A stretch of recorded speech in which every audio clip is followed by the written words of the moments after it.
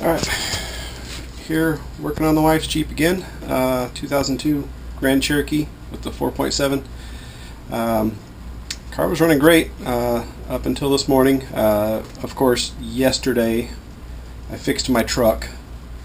Had one little thing left to fix on it, so I went ahead and fixed it, and this morning my wife calls me and says, the Jeep's broken.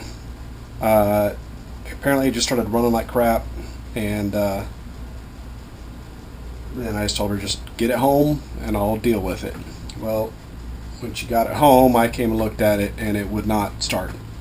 It would just crank over and not start. Give us a code for engine speed, so crankshaft sensor. Anyways, I came back after work, car fired right up. So looked it up, and apparently these crankshaft sensors will fail when they're warm, but then will start working again when they cool off. So I'm going to replace it. I've heard horror stories about how hard some of these crankshaft sensors are to get to. This one is actually not that bad, and let me show you.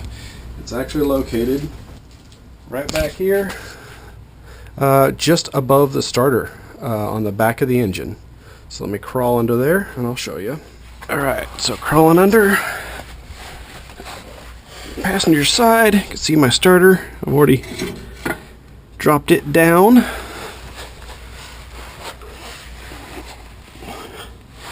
I don't know if you're going to be able to see, but you can see the wires there. It's a little, what is it, 2-wire connector? Maybe 3. Anyways, right above the starter is the crankshaft position sensor. Get my hand in there.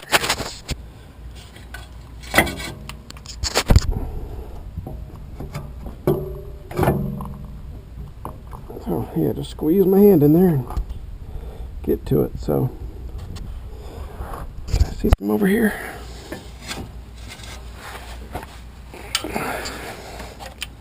Yeah, see it from over here.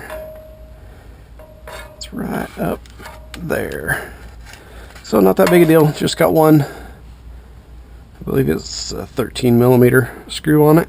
One plug. There's just 2 bolts for the starter. Not that hard to get to. They're supposed to be 15s. Mine, one was a 15 and one was a 14. So somebody's been here before. Probably me. Anyways, I'm gonna get up there, swap that out.